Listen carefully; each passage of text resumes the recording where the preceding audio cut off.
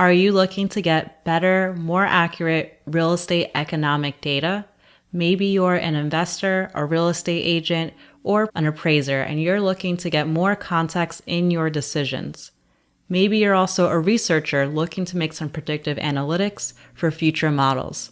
Well, I'm going to show you how to find economic data that is produced by Realtor.com. My name is Ariel Herrera with the AnalyticsAriel channel, where we bridge the gap between real estate and technology. I love to share data sources as well as ideas and innovations of what you can do with it. If this is the type of content that you enjoy, please subscribe to this channel to make sure that you stay on top of market trends. As well, like this content so I know this is what you want to see. All right, let's get started.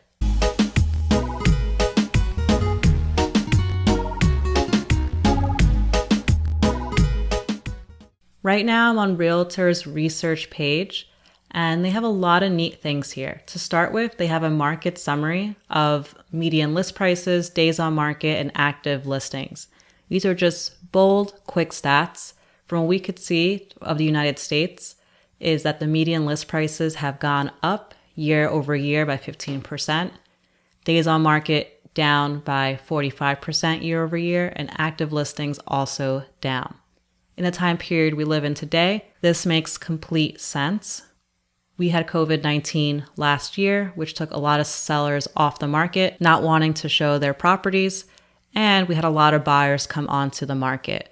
A lot of people looking to upgrade their current homes to have more space, as well as to move out potentially out of some rentals. With this put together, as well as with low interest rates, we have seen a very big imbalance with supply and demand.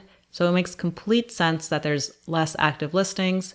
They're on the market for a lot shorter period of time, and the prices have driven up. So now, what else can we see from this research data?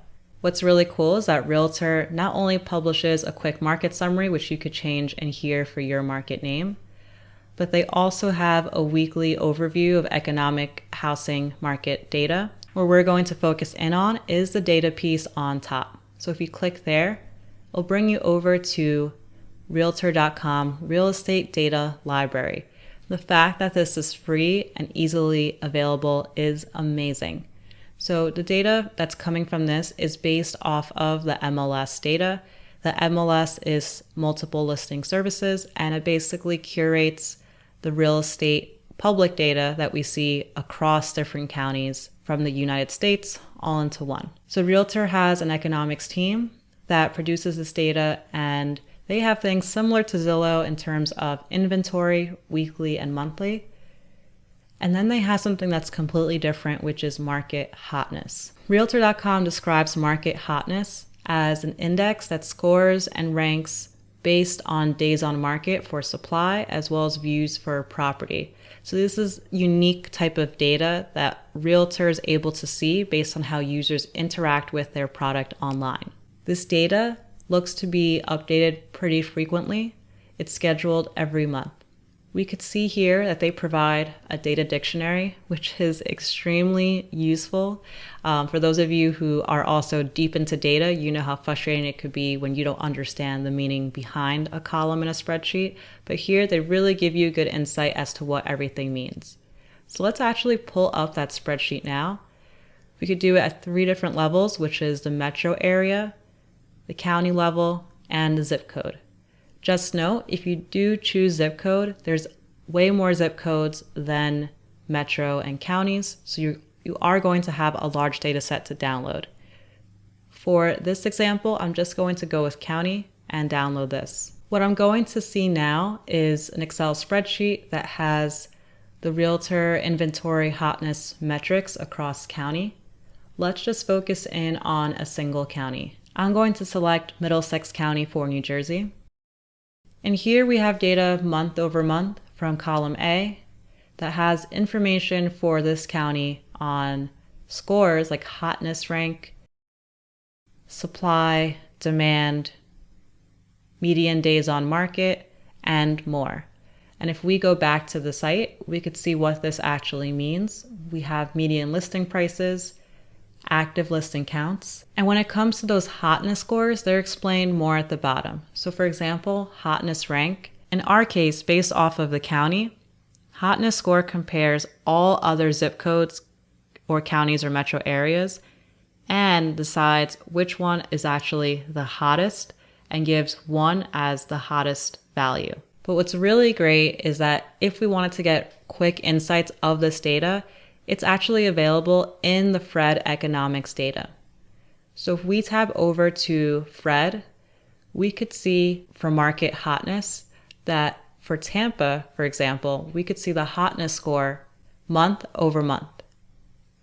And this is a quick visual way just to look at it. Some other insights that we can gauge from here is one, this is not seasonally adjusted, which makes sense because we see really low dips at certain points around the same time each year. And they do give a better description over here that the hotness score is weighted by the market supply, so days on market, and demand score based on listing views. There could be a little bit of an issue there. Because there's more views on a property, does that really signal that there's more demand?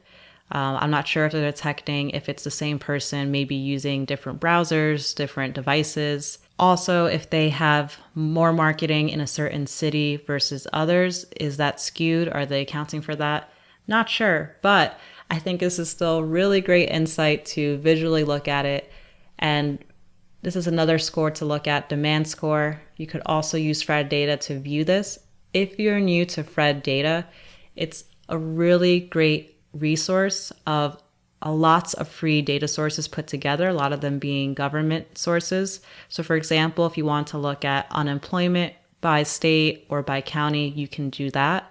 You can also look at the number of permits issued and so much more. I'm actually looking to create a course on how to acquire Fred data using Python. If that's something that interests you, I highly suggest not only to subscribe to the channel, but leave a comment below so I could put it at the top of my priority if there's more demand for it. Before we wrap up, let's just brainstorm what else could we use this data for? How is it useful?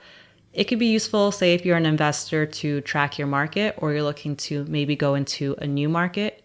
It can also be useful if you're a business, maybe you're an agent and you're looking to have some more graphs, stats, analytics into your website or maybe produced in a report that could be given to clients. Clients are really into analytics these days and being able to get quick statistics. That could really provide an edge in your market as an agent. That was our recap on how to use the Realtor research data. And if you have any questions, again, please check this specific site. They have a email, economics@realtor.com. And please subscribe if you haven't already to this channel. Thanks.